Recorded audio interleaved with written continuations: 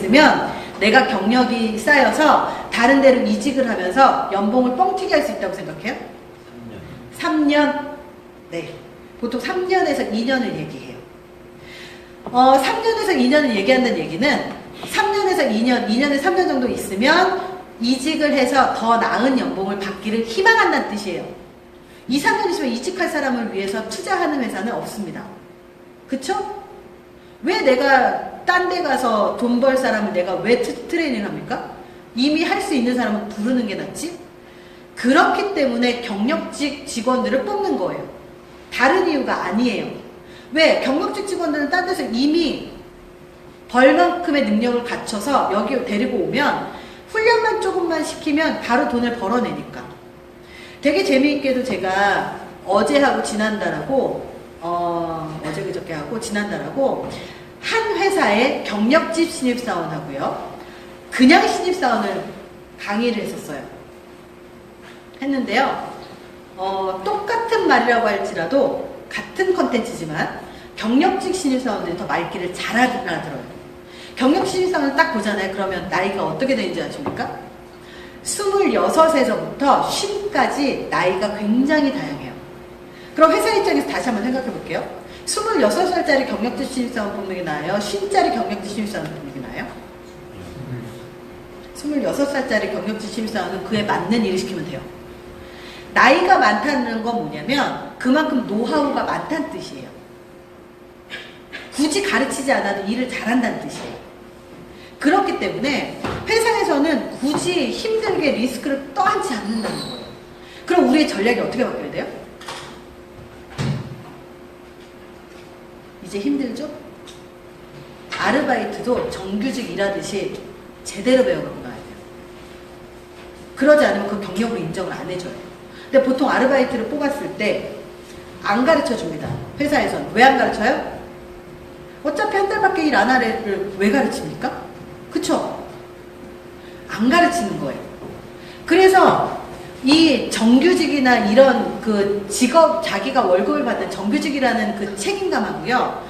아르바이트의 책임감을 1에서부터 10으로 따진다면 아르바이트는 1에서 책임감으로 오너의 입장에서 그 아르바이트의 책임감과 직원의 책임감을 느낀다면 1에서 10, 오너의 책임감을 10이라고 느낀다면 몇 정도 될까요?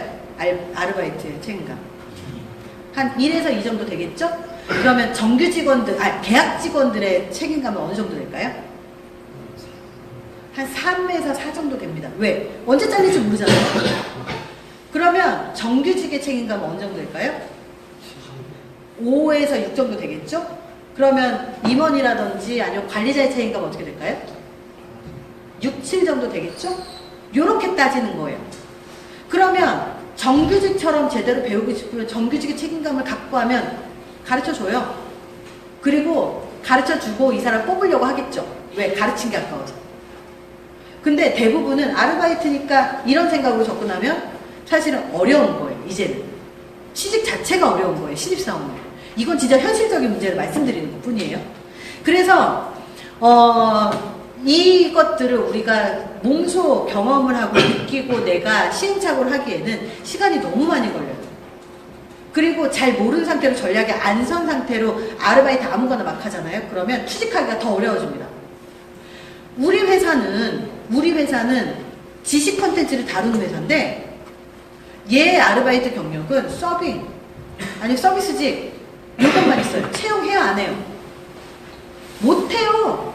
하고 싶어도 못해요. 왜? 이 친구가 이 일을 과연 할 수 있는 능력이 될까? 불확실하잖아요. 안 쓰는 거예요. 그렇기 때문에 아르바이트를 하더라도 전략적인 관점에서 선택을 해야지 이거를 아무거나 이제 아르바이트를 한다고 해서 되는 문제가 이제는 아니라는 거예요. 왜? 이제는 안 뽑기 시작하니까. 그래서 조직은 돈을 버는 곳이기 때문에 직원도 그런 관점에서 정말 더 효율성 있게, 효과성 있게 계속해서 하려고 하죠. 조직은요, 3가지가 있어요. 조직의 목표가 있습니다. 그리고 그걸 운영하는 사람이 있고요. 그 사람을 어떻게 관리할 것인가의 구조가 있습니다. 이 3가지가 조직을 규정을 해요. 목표는 명확해요. 돈 버는 것. 그리고 사람도 이 목표를 달성할 수 있는 능력을 갖고 있는가? 이게 채용할 때 가장 중요한 역량이에요. 그리고 나서 구조는요, 이 안에 사람만 들어가면 돈을 만들어낼 수 있는 시스템을 말해요.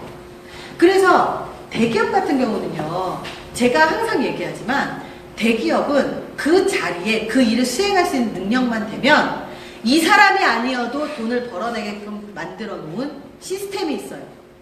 근데 어떤 사람들은 그런 생각을 해요. 내가 여기 와가지고 10억 매출을 했는데 나 인센티브 왜 적어도 10% 줘야 되는 거 아니야? 이렇게 얘기해요. 그 사람이 아니어도 10억 매출하는 그런 조직 구조를 갖고 있습니다. 그렇기 때문에 내가 10억 했어! 이런다고 되는 문제가 아니에요. 영업부서가 있고 지원부서가 있으면 지원부서는 매출을 하지 않는 부서고요. 영업부서 매출하는 부서예요. 이것들을 다 평균해서 매출을 선정하고 그 투입 대비 인건비를 산정하고 원가를 산정합니다. 그렇다면 요거하고 좀 비슷한 개념을 또 지금 이슈가 되는 걸 얘기를 해드릴게요. 의료 지금 문재인 케어 얘기하죠. 문재인 케어 얘기합니다. 문재인 케어에서 가장 큰 원가가 뭐죠? 의사들의 월급이죠? 의사들의 월급이에요. 그래서 원가 산정에 문제가 있다는 게 바로 의사들의 월급을 얼마로 책정해야 될 것인가예요. 그러면 의사들의 월급을 낮게 책정을 하면 유능한 의사들이 오겠습니까? 안 오겠죠? 안 와요. 모든 훌륭한 인재들은요, 연봉이 많을 때 몰리게 돼 있어요. 보상하고 같이 맞물리게 돼 있습니다. 그래서 이 보상이 많은 데가 어디냐? 미용, 그쵸? 피부, 이쪽이 돈이 많이 벌잖아요. 그러니까 진짜 능력 있는 사람들은요, 외과 수술, 아니면 이비인후과, 내과, 이런 실제로 치료를 하고 진료를 해야 되는 영역이 아니라 자꾸 미용 쪽으로 가기 시작합니다. 그러면 여기가 3D 직업이 되는 거예요. 그럼 우리가 아플 때 어떻게 되죠? 쓰러져서 병원에 가요. 근데 의사가 없는 거예요. 그게 극명하게 나타나는 게 뭐냐면, 전라도의 한, 학교, 법인 병원에서 5살짜리 아이가 다쳤는데 이 아이들을 전원하다가 헬기나 이런 것들이 문제가 돼서 못 가서 이 아이가 사망한 사건이 있었던 거 기억하세요? 이 사망한 사건이 거기에서 거부해서 사망한 게 아니고요. 그 아이를 치료할 수 있는 유아를 담당해서 그 어려운 수술을 할 수 있는 의사가 없었기 때문이에요. 의사가 없었기 때문에 치료를 못했다는 건 우리한테도 일어날 수 있는 문제라는 뜻이죠. 이렇게 원가, 인건비 산정이라는 게 이렇게 영향이 사회로 그렇게 영향을 미치게 됩니다.